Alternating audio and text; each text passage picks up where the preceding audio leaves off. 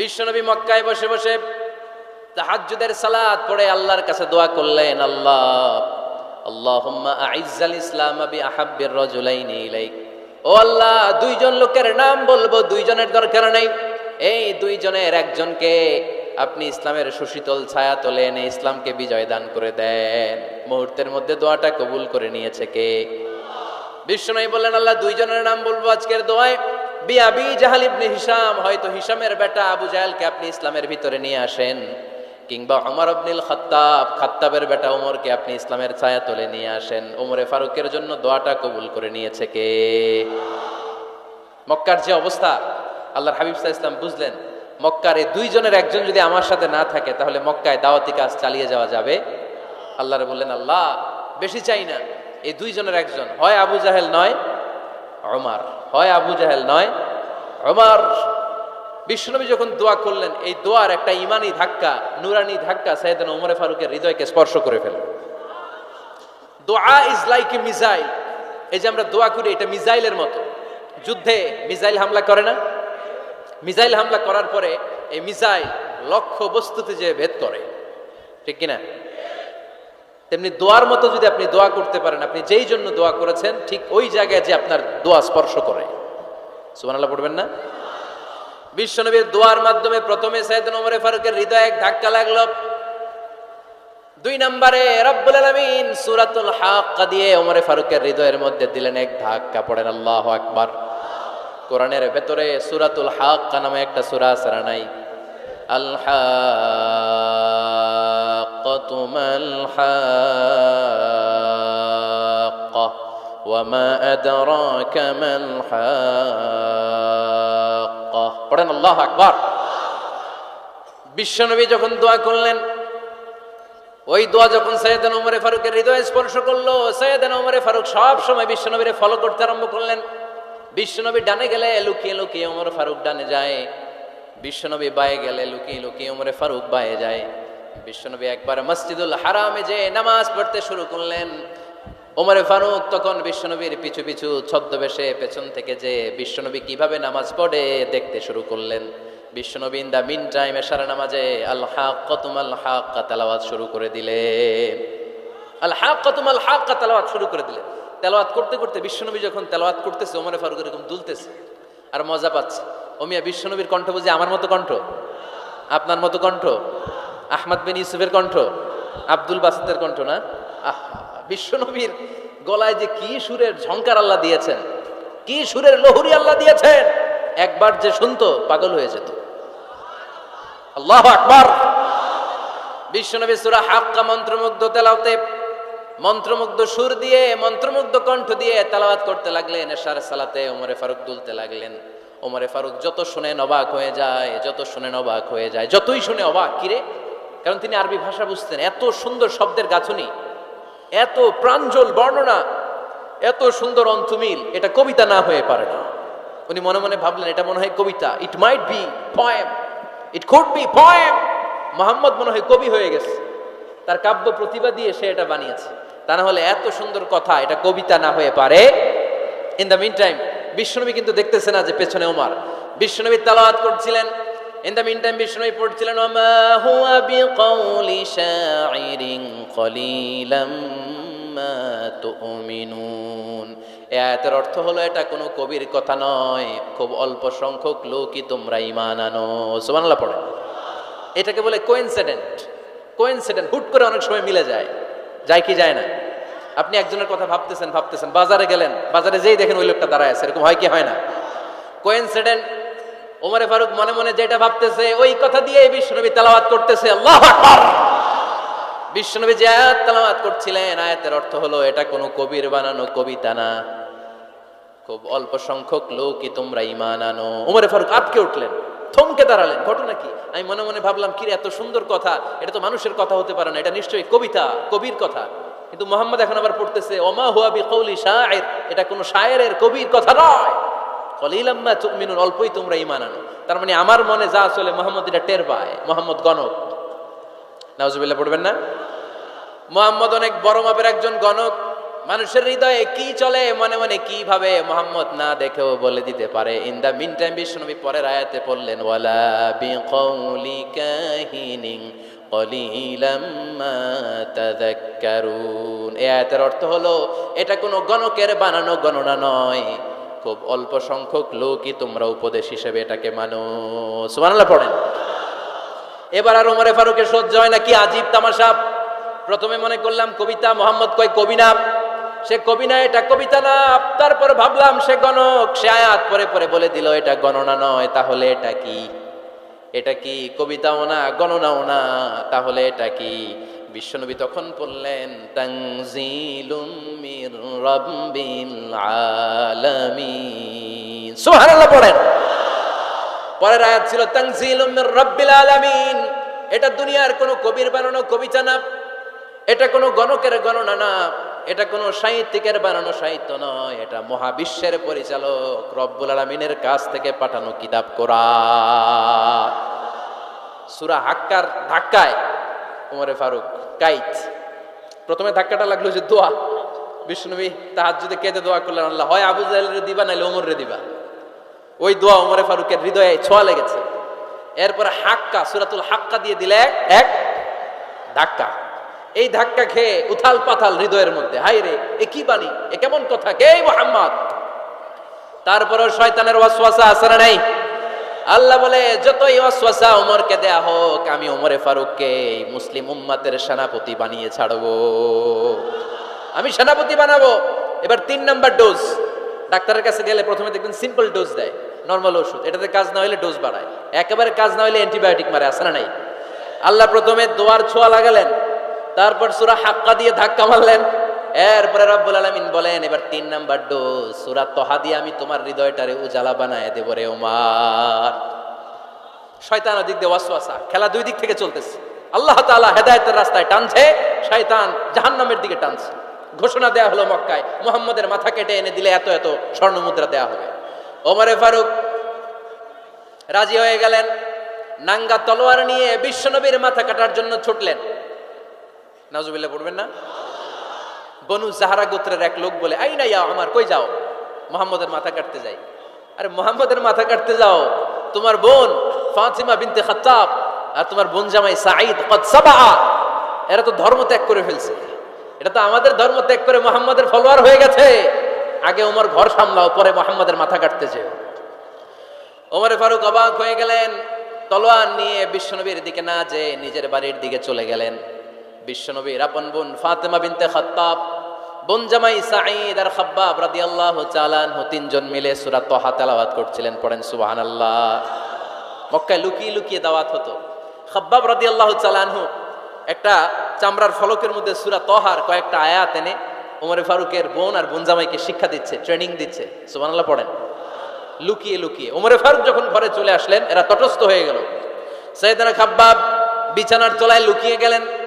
ওমরে ফারুক বললেন, দরজা খোলো।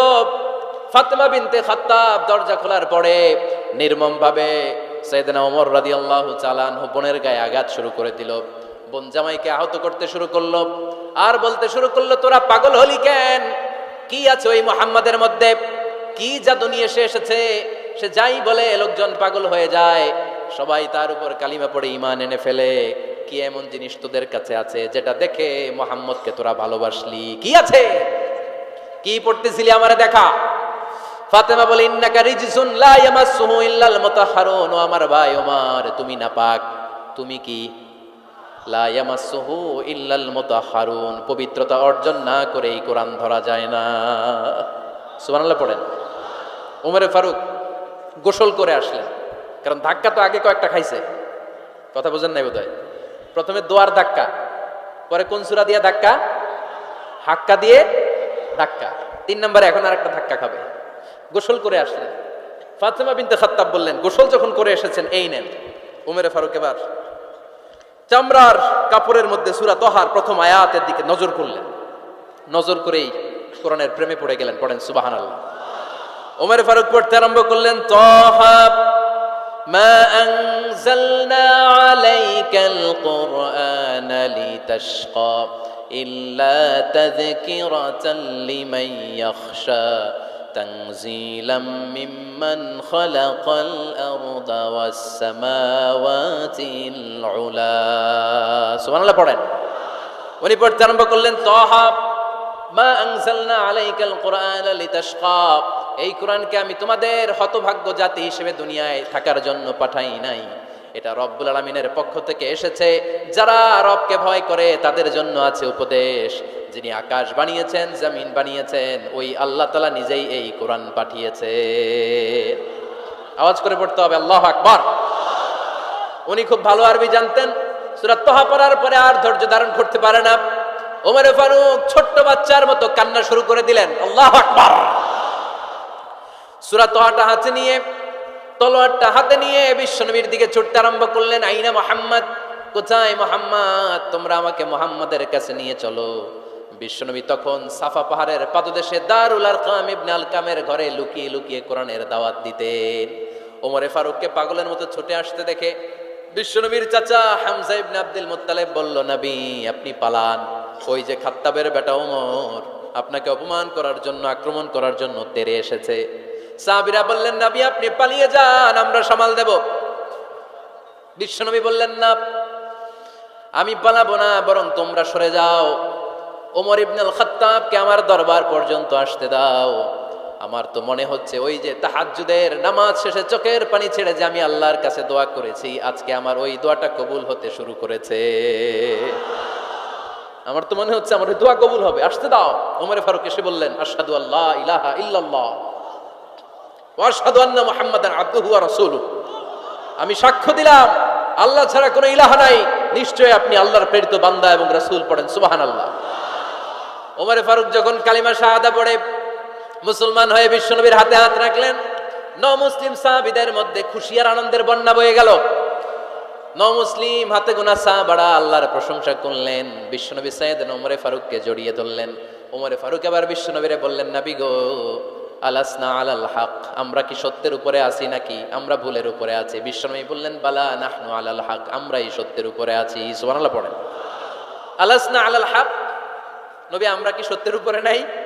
হ্যাঁ অবশ্যই ওমর, তুমি সত্যের উপরে আছো। ওমর ফারুক বললেন, তাহলে ফাফিমাল ইখতিফা, তাহলে লুকায় লুকায় আর দাওয়াত দেব কেন? আমি তো কালিমা পড়ে ফেলছি, আসেন আমার সাথে বের হই। ফাফিমাল ইখতিফা, আর লুকায় লুকায় কেন? আসেন আমরা বাইরে বের হই।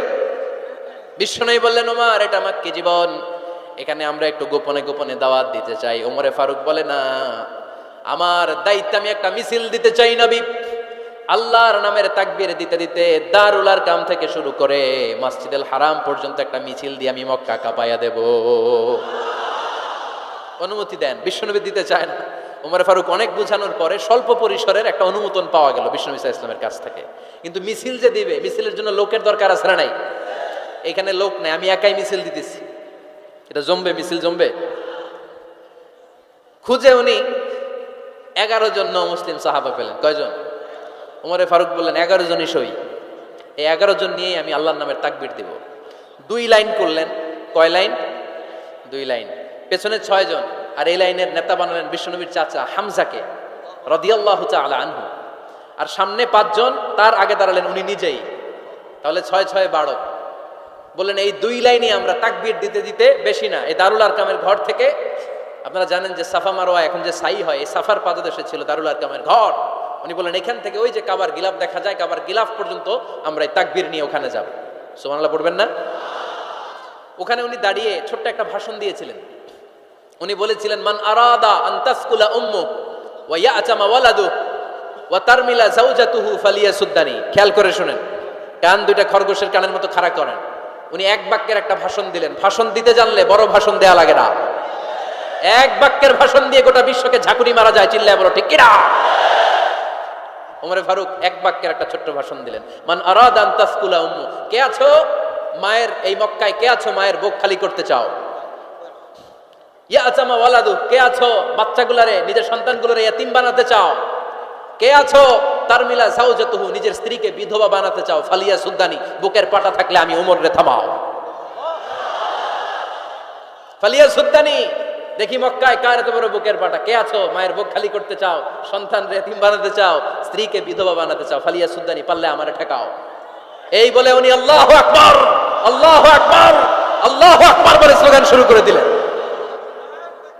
এক এক স্লোগানে মক্কার মরুজমিন থারথার করে কাঁপতে আরম্ভ করলো। এই মিছিল মক্কার কেউ দেয় না। মিছিলের আওয়াজ শুনে আবু জাহেল বের হইছে, উতবা বের হইছে, শাইবা, ওয়ালিদ ইবনে মুগিরা সব বের হইছে। কিরে, আমার এলাকায় এত বড় স্লোগান, কার এত সাহস? বের হয়ে দেখে মিছিলের সামনে ওমর। ওমর রে দেখে দিছে এক দৌড়। কারণ ওমরে ফারুককে থামানোর মতো বাপের বেটা মক্কায় দ্বিতীয়টা কেউ ছিল না। আওয়াজ করে বলেন ঠিক কিনা? ওমরে ফারুক আল্লাহু আকবার, আল্লাহু আকবার বলে স্লোগান দিতে দিতে মসজিদুল হারামের ভিতরে ঢুকে গেল। কাবার গিলাফ ধরার পরে সেদিন মিছিল থেমেছে ওই আল্লাহর নামের স্লোগান। সেদিন কেউ থামাতে পারে নাই, কিয়ামত পর্যন্ত কেউ থামাতে পারবে না। চিল্লায় বলো ঠিক কিনা?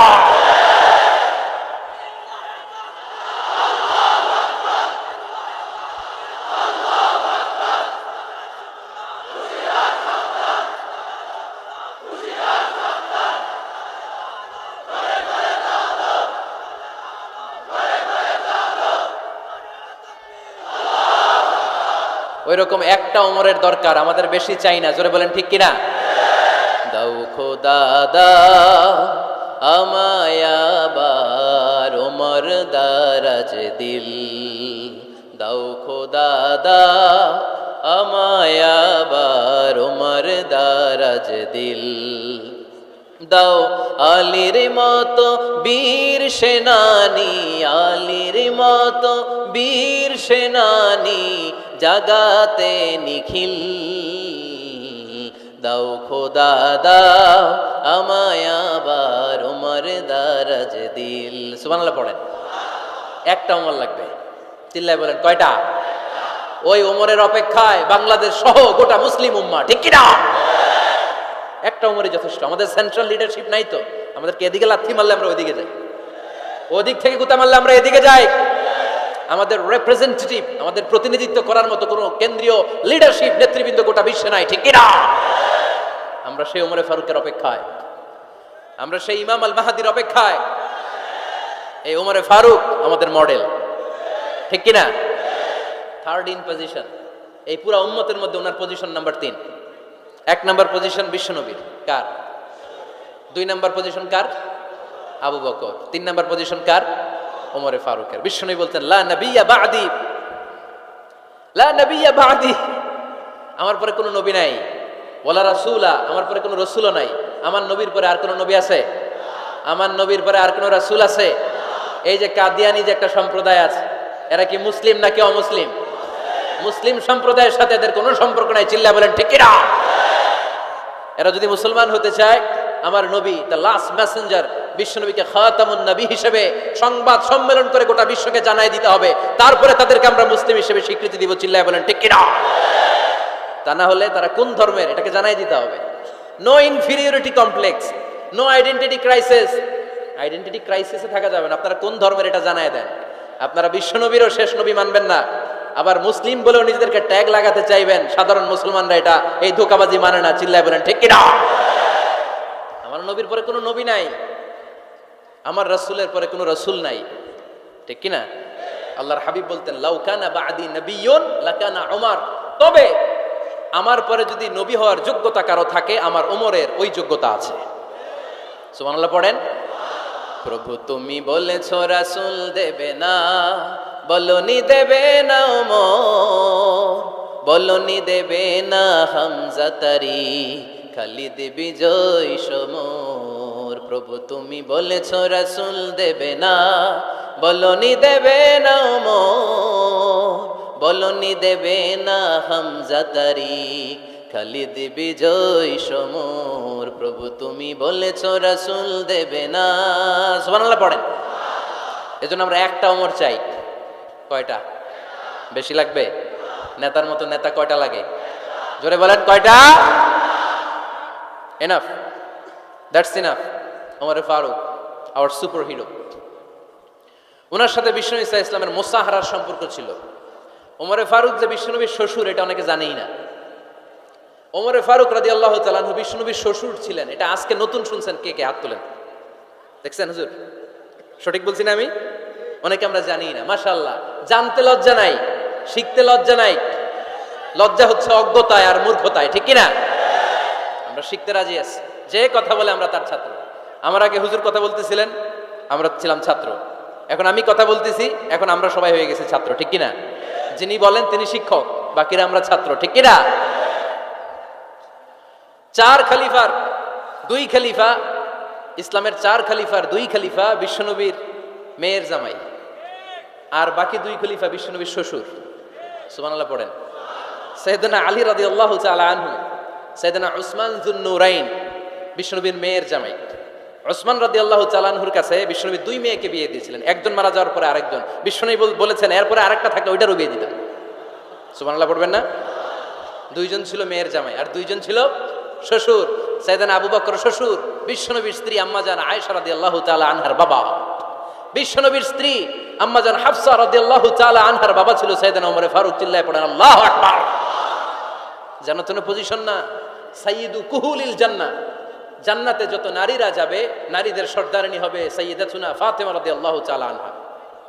এই ফরিদপুরের যত ইয়াং স্টারেরা, তোমরা যারা জান্নাতে যাবে, তোমাদের লিডার হবে সাইয়েদনা হাসান আর হুসাইন রাদিয়াল্লাহু তাআলা আনহুমা। আর বয়স্ক মুরব্বীরা যারা জান্নাতে ঢুকবেন, আপনাদের লিডার হবে সাইয়েদনা আবু বকর আর সাইয়েদনা ওমর ফারুক রাদিয়াল্লাহু তাআলা আনহু। সুবহানাল্লাহ পড়তে পারলেন না? ওমর ফারুক এটা সাধারণ কোনো ক্যারেক্টারিস্টিক্স নয়, ওনাকে আল্লাহ তাআলা নলেজও দিয়েছেন, আবার দিনদারিও দিয়েছেন। আমার দিনী ভাইয়েরা খেয়াল রাখবেন, কোনো আলেমের মধ্যে বা কোনো নেতার মধ্যে যদি এই দুইটার সমন্বয় আপনি পান, যে তার জ্ঞানও আছে আবার দিনদারিও আছে, he belongs the knowledge and he belongs the তাকওয়া, সে গোটা বিশ্বকে জয় করে ফেলবে, ঠিক কিনা? যার মধ্যে জ্ঞান আছে, যার মধ্যে তাকওয়া আছে, তারা কেউ থামায় রাখতে পারে? ওমর ফারুককে এই 2 নেয়ামত দিয়ে ধন্য করেছে কে? সহিহ বুখারীর বর্ণনা, বিশ্বনবী সাহাবীদের সামনে একটা স্বপ্নের কথা বলছেন। বিশ্বনবী বললেন, আমি স্বপ্নে দেখলাম আমার আঙ্গুলের ফাঁকা থেকে দুধ বের হচ্ছে, আমি তৃপ্তি সহকারে দুধ খেলাম। খাওয়ার পরে দেখলাম আঙ্গুলের মধ্যে একটু দুধ লেগে আছে। আমার আঙ্গুলে অতিরিক্ত লেগে থাকা দুধটা আমি ওমর ফারুকের মুখের মধ্যে লাগিয়ে দিলাম। সাহাবারা বললেন, ইয়া রাসূলুল্লাহ, ইয়া হাবিবাল্লাহ, মাযা আওয়ালতা বিহি, এই স্বপ্নের আপনি কি ব্যাখ্যা করলেন, আমরা তো বুঝলাম না। বিশ্বনবী বললেন, আওয়ালতু বিহি আল ইলম, আমি এই দুধ দিয়ে জ্ঞানের ব্যাখ্যা করেছি, কারণ ওমরকে আল্লাহ যেই জ্ঞান দিয়েছে গোটা বিশ্বের কাউকে এত জ্ঞান দেয় না। এজন্য স্বপ্নে যদি কেউ দেখেন যে আপনি দুধ খাচ্ছেন, তার মানে আল্লাহ তাআলা আপনার জ্ঞান বাড়ায় দিবেন। ওমর ফারুককে দুধ খেয়ে অতিরিক্ত দুধের অংশটা বিশ্বনবী আবু বকর রাদিয়াল্লাহু তাআলা আনহুর মুখে দেন নাই, সাইয়েদনা উসমানের মুখে দেন নাই, আলী রাদিয়াল্লাহু তাআলা আনহুর মুখে দেন নাই। স্বপ্নে ওই অতিরিক্ত লেগে থাকা দুধটা বিশ্বনবী ওমর ফারুকের ঠোঁটের মধ্যে লাগিয়ে দিয়েছেন। এই হাদিস থেকে প্রমাণ হয় আল্লাহ তাআলা জ্ঞানের নেয়ামতে সাইয়েদনা ওমর ফারুককে ধন্য করেছেন। আবার বুখারীর বর্ণনা, বিশ্বনবী সাল্লাল্লাহু আলাইহি ওয়াসাল্লাম আরেকটা স্বপ্নের বর্ণনা দিচ্ছেন। তিনি বললেন, তোমাদের সবাইকে স্বপ্নে আমার সামনে দাঁড় করানো হলো। আমি দেখলাম তোমাদের কারো জুব্বা নাভি পর্যন্ত, কারো জুব্বা হাঁটু পর্যন্ত, কারো জুব্বা টাকনু পর্যন্ত। ওমর ফারুককে যখন স্বপ্নে আমার সামনে দাঁড় করিয়ে দেয়া হলো, আমি দেখলাম ওমরের জুব্বা এত লম্বা, ওমর টেনে হিচড়ে তার জুব্বা নিয়ে সামনে হেঁটে যাচ্ছে।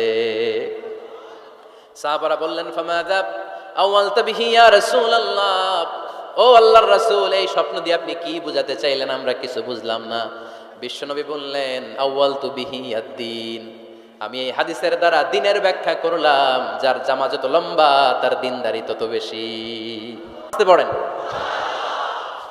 স্বপ্নে দেখলেন কোন সাহাবীর জুব্বা নাভি, কোন সাহাবীর হাঁটু, কারোটা টাকনু, কিন্তু ওমর ফারুকের জুব্বা এত লম্বা, ইয়াজুরু সাওবাহু, তিনি তার জুব্বা টেনে হিচড়ে যাচ্ছেন। বিশ্বনবী বললেন, এটা দ্বারা আমি দ্বীন, আমি তাকওয়া, দ্বীনদারি, তাকওয়া, এটার ব্যাখ্যা করেছি।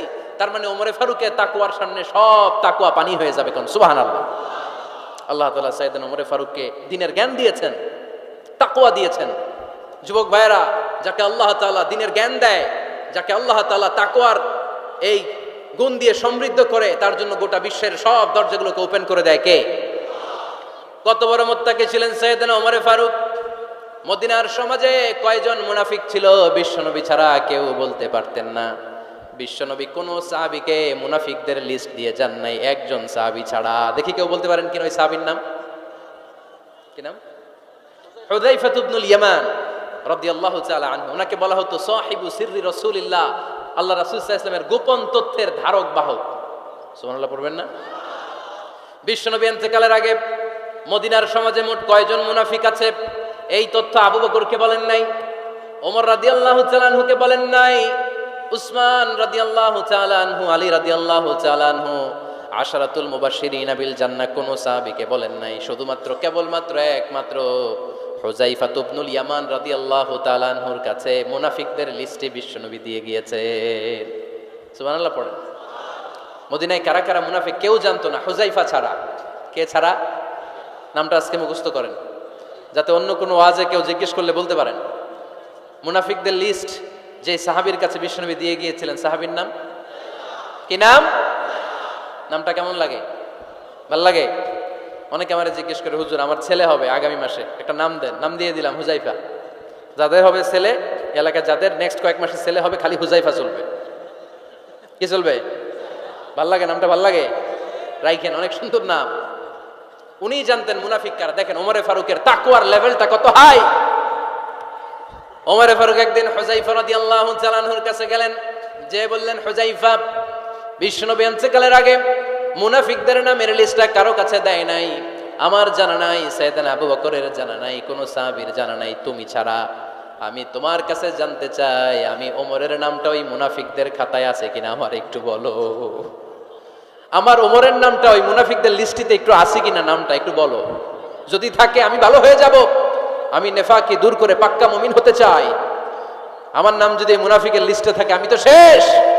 হুযায়ফা চোখের পানি ছেড়ে দিয়ে বলে, আমিরুল মুমিনিন, কেমন প্রশ্ন করলেন আপনি? আপনি বিশ্বনবীর শ্বশুর, এই উম্মতে আপনার পজিশন 3 নাম্বার। আপনারে মুনাফিকরা ভয় পায়, শয়তান আপনারে ভয় পায়। আপনি জান্নাতে সব বয়স্ক লোকদেরকে নিয়ে জান্নাতের মধ্যে আগে আগে ঢুকবেন, কেমন করে মুনাফিকদের কাতারে আপনার নাম থাকতে পারে ওমর? সুবহানাল্লাহ পড়ে। কি বিনয়ী, কি তাকওয়া। হুযায়ফাকে যে ধরতেন, হুযায়ফা একটু বলো না আমার নামটা মুনাফিকদের লিস্টিতে আছে কিনা। ওমরে ফারুকের যদি এই টেনশন থাকে যে আমি মুনাফিক হয়ে গেলাম কিনা, আমাদের এই টেনশন থাকার দরকার আছে না নেই? হ্যাঁ, যেন সব সময় আল্লাহর কাছে দোয়া করতে হবে, আল্লাহ তুমি নেফাকি থেকে আমাদেরকে বাঁচাও। আরো জোরে পড়েন আমিন। আপনারা ওঠা বসা শুরু করলেন কেন? অনেক রাত হয়ে গেছে তাই? হ্যাঁ, শেষ করে দেই তাহলে না? যে অনেকের কষ্ট হচ্ছে মনে হচ্ছে। হ্যাঁ, এক নম্বরে যাচ্ছে এইটা সব মুখস্থ দেখি। হ্যাঁ, 1 নাম্বার, 2 নাম্বার, 3 নাম্বার। 1 নাম্বার হইল পেশাবখানা, 2 নাম্বার পায়খানা, 3 নাম্বার নাকি এইটা?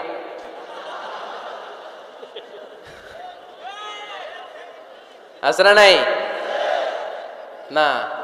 সিগারেট কোন মুসলমান খেতে পারে? সিগারেট হয় টোবাকো প্ল্যান্টস থেকে, তামাক পাতা। ফরিদপুরে চাষ হয় নাকি? হয়। কোন থানায় হয় বেশি? হ্যাঁ, তামাক ক্ষেত যারা দেখছেন, কোনো বেড়া লাগানো লাগে? কারণ ছাগলেও মুখ দেয় না। তো যেটা ছাগলে খায় না, এটা কোনো মুমিন বান্দা খাইতে পারে? তো খান কেন এগুলো, পচা জিনিস? হ্যাঁ, এই পৃথিবীতে বিড়ি আর সিগারেটই একমাত্র খানা যেটা টয়লেটে ঢুকে খাওয়া যায়, তাই না? পৃথিবীতে সিগারেট আর বিড়ি একমাত্র খাবার। রাগ করবেন না, যারা খান রাগ করেন না, আবার একটু কমন সেন্সটা কাজে লাগানোর জন্য, চিন্তার জন্য বলতেছি। এটাই পৃথিবীর একমাত্র খাবার যেই খাবারের গায়ে এই খাবারের বদনাম লেখা থাকে, স্মোকিং কজেস ক্যান্সার। ধূমপান কর্কট রোগের কারণ, ধূমপান স্বাস্থ্যের পক্ষে ক্ষতিকারক, লেখা থাকে না? আচ্ছা ধরেন ফরিদপুরের একটা কোম্পানি নতুন চানাচুর বের করছে, ওই চানাচুরের গায়ে লেখা, এই চানাচুর খাওয়ার 1 ঘন্টার মধ্যে বমি শুরু হবে আর ডায়রিয়া হবে। খাবেন? কি কইবেন? তুই খা। দোকানদারে কি কইবেন?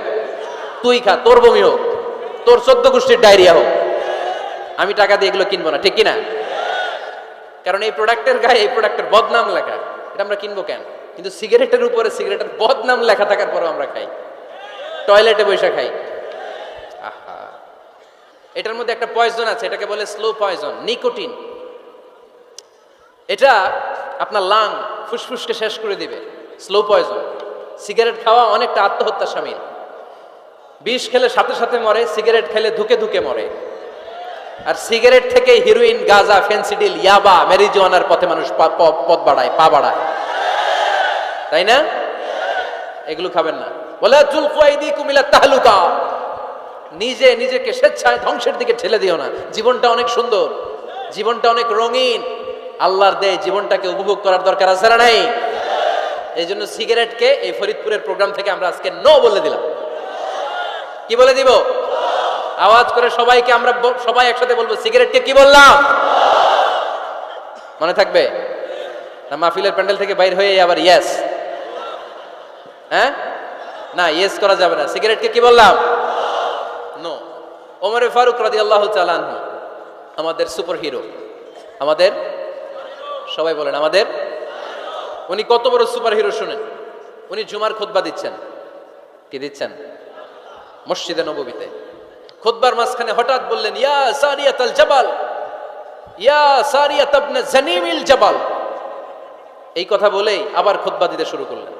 ওনার এই ইয়া সারিয়াত ইবনে জানিমিল জাবালের সাথে আগের কথারও কোনো মিল নাই, পরের কথারও কোনো মিল নাই। জুমার নামাজের পর মুসল্লি সাহাবারা ধরলেন, বললেন, ইয়া আমিরাল মুমিনিন। খুতবার মাঝখানে হঠাৎ করে ইয়া সারিয়াত ইবনে জানিমিল জাবাল বলে আপনি চিৎকার করলেন কেন? আপনার এই বাক্যের সাথে আপনার খুতবার আগের বাক্যের কোনো মিল নাই, আপনার খুতবার পরের বাক্যের কোনো মিল নাই। এই কথা আপনি কারে বললেন? কারে উদ্দেশ্য করে বললেন? এই কথার তাৎপর্য কি আমাদেরকে বুঝিয়ে বলেন। ওমরে ফারুক বললেন, আমি যখন খুতবা দিচ্ছি আমি দেখতে পেলাম ওই যে কয়েক মাস আগে আমি আমার মুসলিম সেনাবাহিনী পারস্যে আক্রমণের জন্য পাঠিয়েছি, বর্তমান ইরানের ওই বিশাল এলাকাতে পারস্যে আমি আমার ব্যাটালিয়ন পাঠিয়েছি। আমি হঠাৎ করে দেখতে পেলাম আমার মুসলিম বাহিনীর সেনাপতি যুদ্ধের এক পর্যায়ে তার ডানে আছে উপত্যকা, বায়ে আছে পাহাড়, সে পাহাড়ি রাস্তা ছেড়ে দিয়ে উপত্যকার দিকে যেতে শুরু করেছে। আমি দেখতে পেলাম আমার মুসলিম বাহিনী যদি উপত্যকার দিকে ছুটে বেড়ায়, কাফির মুশরিকরা আমার মুসলিম বাহিনীকে কচুকাটা করে ফেলবে। তাই আমি এখান থেকে তাদেরকে কমান্ড দিয়ে বলেছি, ইয়া সারিয়াতাল জাবাল, উপত্যকার দিকে নয় পাহাড়ের দিকে যাও, তাহলেই তোমাদের বিজয় নিশ্চিত হয়ে যাবে। উপত্যকার দিকে যেও না, ইলাল জাবাল, ইলা সারিয়াতিল জাবাল, পাহাড়ের দিকে ছোট। সাহাবারা অবাক, ঘটনা কি? উনি বসে আছেন মদিনায় মসজিদে নববীর মিম্বারে দাঁড়িয়ে, উনি যদি ইয়া সারিয়াতাল জাবাল বলে, এটা কি ইরানে যাবে নাকি? ও মিয়া, তখনকার সময়ে বর্তমানের মতো মোবাইল ছিল নাকি? ইন্টারনেট ছিল নাকি? কিছু ছিল? খালি মুখে আমি যদি বলি ইয়া সারিয়াতাল জাবাল, এটা ইরানে যাবে? ইন্ডিয়ায় যাবে? ঢাকায় তো যাবে না, ফরিদপুর শহরেই তো বসবে না, ঠিক কিনা? কিন্তু এটা আমিরুল মুমিনিন বিশ্বাসী সাহাবারা বিশ্বাস করে নিল। কিছু মুনাফিক ছিল, এরা কয় না ঝামেলাস, এটা তো সম্ভব না। এক কাজ করি, এই সেনাপতি যখন বিজয়ী বেশে মদিনায় ফিরে আসবে আর আমরা ধরবো। এরা দিন গুনতে লাগলো, এই সেনাপতি মুসলিম বাহিনী নিয়ে পারস্য জয় করে কবে ফিরে আসবে। এই মুনাফিকের দলগুলো কখনো সেনাবাহিনীকে অভ্যর্থনা জানাতে যেত না, কিন্তু এইবার সবার আগে মদিনার উপকণ্ঠে যে সেনাপতিদেরকে অভ্যর্থনা জানানোর জন্য ফুল নিয়ে রেডি। ফুল নিয়ে দাঁড়ায় সেনাপতি ঢুকার সাথে সাথে ধরছে, এই সেনাপতি কোত্থেকে আসছে? কয় পারস্য জয় করে আসছি। কয় এমন এমন দিন, জুমার দিন দুপুরবেলা যুদ্ধের মাঝখানে আমিরুল মুমিনিনের কণ্ঠের কোন কথাবার্তা শুনছো নাকি? সেনাপতি অবাক, কয় তোমরা জানলা কেমনে? শুনছি তো। সুবহানাল্লাহ পড়বেন না? আমরা যুদ্ধে একটা ভয়ঙ্কর অবস্থার মধ্যে ছিলাম, পেছন থেকে শত্রু আমাদেরকে আক্রমণ করতে শুরু করে দিল। ডানে যাব না বায়ে যাব, সামনে যাব নাকি পেছনে যাব, রাস্তা খুঁজে পাচ্ছি না। ডান দিকে ছিল আমাদের উপত্যকার রাস্তা, বাঁ দিকে ছিল পাহাড়ি পথ। আমরা সোজা পথ হবে মনে করে উপত্যকার দিকে ছুটতে আরম্ভ করলাম। হঠাৎ করে আমিরুল মুমিনিনের কণ্ঠ বজ্র কণ্ঠে আমার কানের মধ্যে ভেসে আসলো। আমার মনে হলো আমিরুল মুমিনিন কেমন যেন আমাকে কমান্ড দিচ্ছেন আর বলছেন, ইয়া সারিয়াতাল জাবাল, ডান দিকে উপত্যকার পথে নয়, তাড়াতাড়ি পাহাড়ের দিকে সৈন্যবাহিনী নিয়ে উঠে যাও। পাহাড়ের দিকে, ডানে না। This is wrong track and this is the right track. ওই দিন যদি ওমরে ফারুকের ওই গাইডলাইন, আমিরুল মুমিনিনের কমান্ড যদি আমি না শুনতাম, আজকে বিজয়ের বেশে ফিরতেও পারতাম না, আমাদের চেহারাও তোমরা দেখতে পেত না। ওমরে ফারুকের ওই কমান্ড, ওই গাইডলাইন অদৃশ্য থেকে শোনার কারণে ওই পারস্যের মধ্যে আমাদেরকে সেই যুদ্ধে বিজয় দান করেছে কে? দিস ইজ ওমরে ফারুক, দিস ইজ ওমরে ফারুক। বিশ্বনবী বলছেন, ওমর মা লাকিয়াকা শাইতানু সালিকান ফাজ্জান ইল্লা সালাকা ফাজ্জান গায়রা ফাজ্জিকুম। শয়তান ইবলিস যদি তোমার কোনো রাস্তা দিয়ে হাঁটতে দেখে, শয়তান ওই রাস্তা রেখে দিয়ে অন্য রাস্তা দিয়ে হাঁটে। সুবহানাল্লাহ বাড়িতে যাই বলেন। কে বলতেছে? বিশ্বনবী। কার ব্যাপারে? ওমরে ফারুকের ব্যাপারে। শয়তান যদি দেখে যে ওমরে ফারুক এই রাস্তা দিয়ে হাঁটতেছে, শয়তান ওই রাস্তা রেখে দিয়ে অন্য রাস্তা দিয়ে হাঁটে। সুবহানাল্লাহ পড়েন। রাত্রিবেলা আমরা আমাদের বাচ্চা ছেলে মেয়েদেরকে যখন খাওয়াই, বাচ্চারা খেতে চায় না, এরকম হয় আপনাদের ফরিদপুর এলাকায়? হ্যাঁ, এই এলাকায় হয় নাকি? খেতে চায় না বাচ্চারা, এই চকলেট দেখায়া, এই মিনা কার্টুন দেখায়া, এইটা সেইটা এগুলো সেগুলো বলে, গল্প টল্প বলে ভুলায়া খাওয়ানো লাগে, তাই না? তারপরও খায় না। আমারও ছোট মেয়ে আছে, খেতে চায় না, এইটা সেইটা এমনি সেমনি খাওয়ানো লাগে। তো শেষে না পেরে মা বাবা বলতে বাধ্য হয়, ওই যে ভূত আসতেছে, ভূত, তাড়াতাড়ি তাড়াতাড়ি খাও, নাহলে যে ভূত ধরবে তোমারে। ওই যে বাঘ আসতেছে, বাঘ, তাড়াতাড়ি খাইলে নাহলে বাঘে কামড়াবে। বলি না আমরা? আপনারা কি বলেন? ভূত। আর কি বলেন? হ্যাঁ হ্যাঁ, আচ্ছা, এক এক জায়গায় এক একটা আমরা বলি, ভূত আসবে, বাঘ খাবে, ভাল্লুক খাবে, তাড়াতাড়ি খাও। মদিনাতে যখন ওমরে ফারুক আমিরুল মুমিনিন, মদিনার মায়েরাও বাচ্চাদেরকে খাওয়াতে পারতো না, ছোট্ট মেয়েদেরকে খাওয়াতে পারতো না, খাওয়া নিয়ে যন্ত্রণা করতো। বাচ্চারা যখন মদিনায় খেতে চাইতো না রাত্রিবেলায়, মদিনার মায়েরা বলতো, তাড়াতাড়ি খাও, হা হুয়া ইয়াতি উমর, হা হুয়া ইয়াতি উমর, তাড়াতাড়ি খা, নাইলে ওই যে ওমর আসতেছে, Omar. This is our super hero সাইয়েদনা ওমর ফারুক রাদিয়াল্লাহু তাআলা আনহু। শুধু শয়তানি ভয় পেত না, মুনাফিকরাও ভয় পাইত, জমের মতো ভয়। শুধু তাই না, আমাদের আম্মাজান বিষ্ণু ইসা ইসলামের স্ত্রীরাও ওমর ফারুককে ভয় পেতেন। সুবহানাল্লাহ কইবেন না? মাঝে মাঝে বিষ্ণু ইসা ইসলামের সাথে আম্মাজান আয়েশার ঝগড়া হতো, হতো না? আপনাদের ফ্যামিলিতে ঝগড়া হয়? হয় না? হয় না? কার কার দেখি? ওরে আল্লাহ, অনেক আল্লাহর ওলি আছে তো এই জায়গায়। ঝগড়া হয় না? এই কি কথা কয়, ঝগড়া হয় না বলে? বিশ্বনবীর ফ্যামিলিতে ঝগড়া হয়, আপনার ফ্যামিলিতে হয় না? মিষ্টি ঝগড়া। আর ও বিয়েই করে নাই।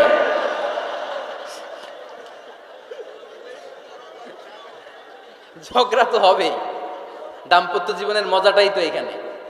কখনো ঝগড়া, কখনো আনন্দ, একটু বৃষ্টি, একটু রোদ, একটু হাসি, একটু কান্না, ভালো লাগা ভালোবাসা শেয়ার করে নেয়া, মিলেমিশে একাকার হয়ে যাওয়া, ঠিক কিনা? তো আল্লাহর হাবিব সাল্লাল্লাহু আলাইহি ওয়াসাল্লামের সাথে আম্মাজান আয়েশার ঝগড়া হতো। তো একদিন ঝগড়া হয়ে দুইজন রেগে আছে। খবরদার দুইজন রেগে থাকবেন না, আবার একজন রাগলে আরেকজন থেমে যাবেন, কারণ এই ছোট্ট ঝগড়া থেকে এটা অনেক সময় বিচ্ছেদের দিকে গড়ায়। আমার প্রিয় ফরিদপুরবাসী, ভাবি রেগে গেলে আপনি রাইগেন না, ওই দিন আপনি একটু ঠান্ডা থাকেন। আবার আপনি রেগে গেলে, আমার মাইকের আওয়াজ যদি ভাবিরা শোনেন, আপনারা রেগে যায় না, একটু ঠান্ডা থাকবেন। দুইজনে রেগে গেলে তো তৃতীয় বিশ্বযুদ্ধ শুরু হবে, তাই না? একজন রেগে গেলে আরেকজন ঠান্ডা। কারণ এই সামান্য ঝগড়া থেকে, ইগোর কারণে এটা বিচ্ছেদ আর ডিভোর্স পর্যন্ত করায়। আর শয়তান এখানে উস্কানি দেয়, কারণ ইমানদারদের ফ্যামিলি ভাঙতে পারলে শয়তান সবচেয়ে বড় খুশি হয়। আর ইমানদারদের ফ্যামিলি টিকে থাকলে খুশি হয়ে যায় কে? আম্মাজান আয়েশা রাদিয়াল্লাহু তাআলা আনহার সাথে বিষ্ণু ইসা ইসলামের ঝগড়া হতো মাঝে মাঝে। একবার ঝগড়া হলো, বিষ্ণু ইসা ইসলামও রাগ, আম্মাজান আয়েশাও রাগ। তো বিষ্ণুই বললেন, আয়েশা, ঝগড়া করে আর কতক্ষণ থাকবো, আসো মিটমাট করি। আয়েশা রাদিয়াল্লাহু বললেন, ঠিক আছে, মিটমাট করবো। তো বিষ্ণু ইসা ইসলাম বললেন, মিটমাটের জন্য কারে ডাকবো? ওমর রে ডাকি। কয় না, ওমর রে না, ওমর গালিজ, ওমর অনেক রাগে, আমার ডর লাগে। কয় তাহলে তোমার আব্বারে ডাকি। কয় ডাকে। কি খুশি! মেয়েদের মধ্যে অভ্যাসটা আছে না নাই? তাহলে তোমার আব্বারে ডাকি। ডাকেন। ডেকে নিয়ে আসা হলো। আবু বকর রাদিয়াল্লাহু তাআলা আনহু দাঁড়ালেন, আম্মাজান আয়েশা দাঁড়ালেন, বিশ্বনবীও দাঁড়ালেন। বিশ্বনবী বললেন, আয়েশা, তোমার আব্বা আসছে, এবার ঘটনা খুলে বলার পালা। তুমি বলবা নাকি আমি বলবো? আম্মাজান আয়েশা বললেন, আপনি বলেন, তবে ওয়ালা তাকুল ইল্লা হাক্কান, যেটা ঘটছে ওইটাই বললেন, মিথ্যা কথা কইেন না। আবু বকর রাদিয়াল্লাহু তাআলা রেগে মেগে আগুন। কি এই কথা তুমি কেমন করে বলো? বিশ্বনবীকে মিথ্যা কথা কখনো বলবে? রেগে মেগে দিলেন মেয়ের গালে এক চড়। বানিয়ে বলতেছি না, মুসনাদ আহমদ ইবনে হাম্বলের হাদিস। বাবার হাতের থাপ্পড়কে আম্মাজান আয়েশা উল্টে বললেন। সাইয়েদনা আবু বকর রাগে গড়গড় করছেন, আবার মারার জন্য তেড়ে গেলেন। এবার বাঁচার জন্য আম্মাজান আয়েশা বিশ্বনবীর পিছনে যে আশ্রয় নিলেন, বিশ্বনবী বাঁচানোর জন্য দুই হাত মেলে দাঁড়িয়ে গেলেন। পড়েন সুবহানাল্লাহ। বিশ্বনবী যখন দুই হাত মেলে দাঁড়িয়ে গেলেন, সাইয়েদনা আবু বকর রাদিয়াল্লাহু আনহু থেমে গেলেন। সাইয়েদনা আবু বকর রাদিয়াল্লাহু তাআলা আনহু ঘর থেকে বের হয়ে বারান্দায় দাঁড়ালেন, পড়েন সুবহানাল্লাহ। এবার বিশ্বনবী আম্মা জান আয়েশার কাছে যেয়ে বলেন, ইয়া আয়েশা কাইফা রাআইতিনি আনফাসতুকি মিনার রাজুল, দেখছো কেমনে বাঁচাইলাম? আমি না থাকলে ভর্তা বানাই ফেলতো আজকে। আমি বাঁচাইছি তোমারে, আমি আমার লগে ঝগড়া করো তুমি। লজ্জায় পড়ে আম্মা জান আয়েশা খিলখিল করে হেসে দিলেন, বিশ্বনবীও হেসে দিলেন। দুইজনের হাসির মধুর আওয়াজ শুনে সাইয়েদনা আবু বকর বাইরে থেকে অবাক, কিরে এতক্ষণ না ঝড় তুফান, এখন দেখি হাসি। সালাম দিয়ে অনুমতি নিয়ে ভিতরে ঢুকলেন, ঢুকে দেখেন আম্মা জান আয়েশাও হাসে, বিশ্বনবীও হাসে। এ হাসি দেখে আবু বকর রাদিয়াল্লাহু আনহু হেসে দিলেন, আরশের উপর থেকে খুশি হয়ে গেলেন কে? এবার সাইয়েদনা আবু বকর রাদিয়াল্লাহু তাআলা আনহু বললেন, ইয়া রাসূলুল্লাহ আশরিকানি ফি সিলমিকুমা কামা আশরাকতুমানি ফি হারবিকুমা। ও নবী, যুদ্ধ লাগলে, দুইজন যুদ্ধ লাগলে মীমাংসার জন্য যেমনি আমারে ডাকেন, এরকম হাসি আর আনন্দের মুহূর্তেও আমারে একটু ডাইকেন। আশরিকানি ফি সিলমিকুমা কামা আশরাকতুমানি ফি হারবিকুমা। নবী, আপনাদের মধ্যে ঝগড়া লাগলে সন্ধি করার জন্য আমারে যেমনি ডাকেন, আপনাদের হাসি খুশি আনন্দ খুনসুটি এই মজাদার মুহূর্তগুলোতে আমারে বঞ্চিত রাখেন না, আমার একটু ডাইকেন। সুবহানাল্লাহ পড়েন। এই মুসনাদে আহমদ ইবনে হাম্বলের হাদিস শোনার উদ্দেশ্য হচ্ছে, বিশ্বনবী প্রথমে ওমরে ফারুকের নাম বলেছিলেন। সাইয়েদনা আয়েশা বলে, না আমি ডরাই, হাইবাত, দিস ইজ কল্ড হাইবাতু উমর। একবার বিশ্বনবীর সব বিবিরা ধরলেন, ও নবী আমাদেরকে এটা দেন, ওইটা দেন, ঘরে এইটা নাই, ওইটা নাই, ওইটা নাই। বিশ্বনবীকে, আমার কাছে কিচ্ছু নাই, যদি এমনি আমার বউ হয়ে থাকতে চাও থাকো, তাহলে যা, তা না হলে যা লাগবে কিনে দেবো, সাথে সাথে তালাকও দিয়ে দিব। কিছু দিতে পারবো না, আমার নাই তো, সামর্থ্য নাই। কিন্তু বিবিরাও ছাড়া না, এটা দেন ওইটা দেন। বিশ্বনবী রহমতের নবী, বিবিদেরকে বুঝাতেও পারেন না, বিবিরা আবদার করতেছে, নবী এটা লাগবে ওইটা লাগবে। ইন দ্য মিন টাইম বিশ্বনবী একজনের সালাম শুনতে পেলেন, কে যেন দরজায় দাঁড়িয়ে বলতেছে আসসালামু আলাইকুম। বিশ্বনবী দরজার দিকে তাকালেন, তাকিয়ে বললেন ওয়া আলাইকুম আসসালাম, আর বুঝতে পারলেন এটা আমার ওমরের সালাম। সালাম দেওয়ার পরে বিবিদের দিকে তাকায় দেখে একজন বিবিও নাই, সব অন্দরমহলের ভিতরে দৌড়।